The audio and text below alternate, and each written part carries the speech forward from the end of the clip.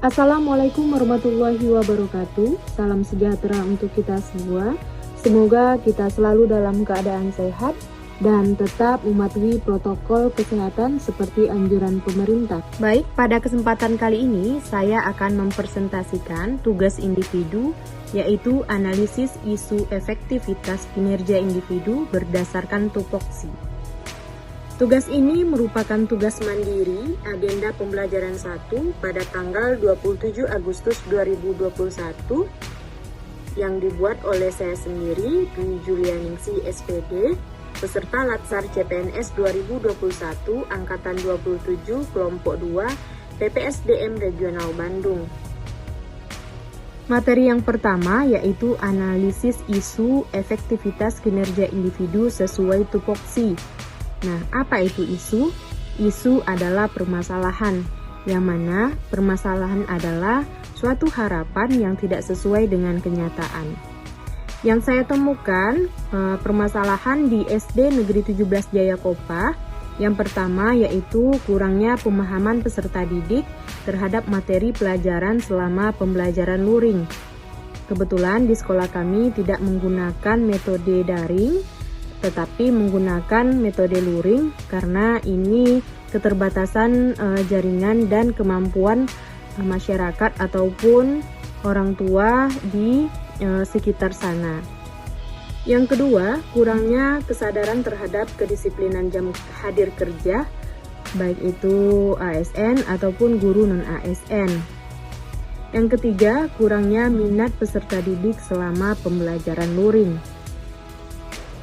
Setelah menganalisis isu, kita lanjut dengan menepis isu efektivitas kinerja individu sesuai tupoksi dengan menggunakan metode USG. Metode USG, U merupakan urgensi atau kemendesakan isu, S merupakan seriousness atau kegawatan isu, G merupakan growth atau perkembangan isu. Dapat sama-sama kita lihat bahwa analisis ini menggunakan skor berdasarkan skala 1 sampai 5. 5 yaitu sangat mendesak, 4 mendesak, 3 cukup mendesak, 2 kurang mendesak, dan 1 tidak mendesak. Adapun isu atau permasalahan yang pertama yaitu kurangnya pemahaman peserta didik terhadap materi pembelajaran selama pembelajaran luring. Urgensinya 5, seriousness-nya 5, dan grow-nya 4 dengan total 14. Yang kedua, kurangnya kesadaran terhadap kedisiplinan jam hadir kerja. Urgensinya 3, seriousness-nya 3, dan grow-nya 3 dengan total 9. Yang ketiga, kurangnya minat peserta didik selama pembelajaran. Urgensinya ada 4, seriousness-nya 0.3, dan grow-nya 3 dengan total 10. Dari beberapa isu atau masalah setelah menggunakan metode USG dengan penskoran, total yang tertinggi atau permasalahan yang tertinggi yaitu pada poin 1, kurangnya pemahaman peserta didik terhadap materi pelajaran selama pembelajaran luring dengan total 14. Setelah menepis isu efektivitas kinerja individu sesuai tupoksi dengan menggunakan metode USG, selanjutnya kita mendalami dan menganalisis isu menggunakan metode Fishbone dengan mengangkat masalah kurangnya pemahaman peserta didik terhadap materi pelajaran selama pembelajaran luring. Poin pertama yaitu man atau manusia. Siswa terbiasa belajar tatap muka.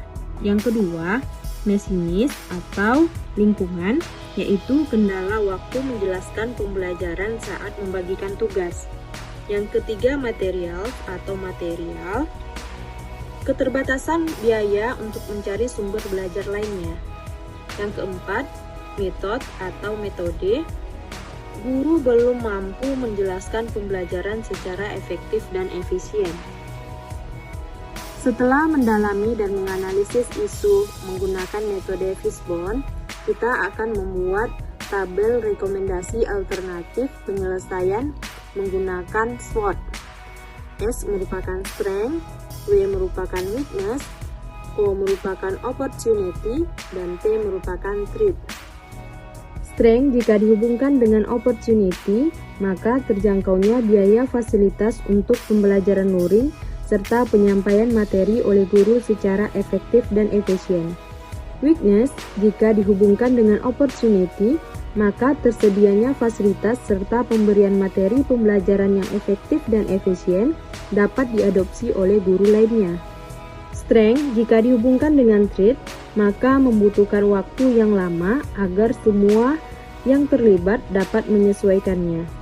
Weakness, jika dihubungkan dengan trait, maka dibutuhkan semangat bagi guru dalam penyampaian pembelajaran luring serta bimbingan dari kepala sekolah maupun dinas pendidikan. Selanjutnya, tabel rekomendasi alternatif penyelesaian isu. Nah, isu di sini yaitu kurangnya pemahaman peserta didik terhadap materi pelajaran selama pembelajaran luring. Adapun penyebabnya, yaitu guru belum mampu menjelaskan materi secara efektif dan efisien. Dapat kita lihat tabel rekomendasi alternatif penyelesaian isu. Yang pertama ada alternatif penyelesaian, yang kedua ada tahap setiap alternatif, yang ketiga hasil yang diharapkan, yang keempat ada para pihak.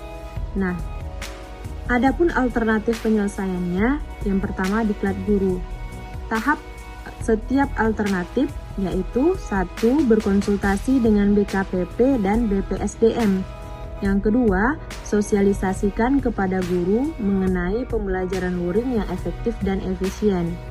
Yang kedua, pengajuan bantuan fasilitas. Tahap setiap alternatifnya, yang pertama berkonsultasi dengan dinas pendidikan, yang kedua berkonsultasi dengan komite sekolah. Lalu, apa hasil yang diharapkan?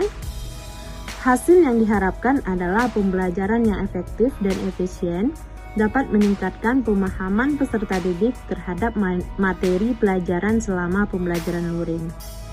Para pihak, yang pertama ASN, yang kedua guru non-ASN, yang ketiga komite, yang keempat peserta didik, yang kelima orang tua peserta didik. Baiklah, hanya itu yang dapat saya sampaikan pada kesempatan kali ini. Semoga bermanfaat. Mohon maaf apabila ada kesalahan. Lebih dan kurang saya mohon maaf. Assalamualaikum warahmatullahi wabarakatuh.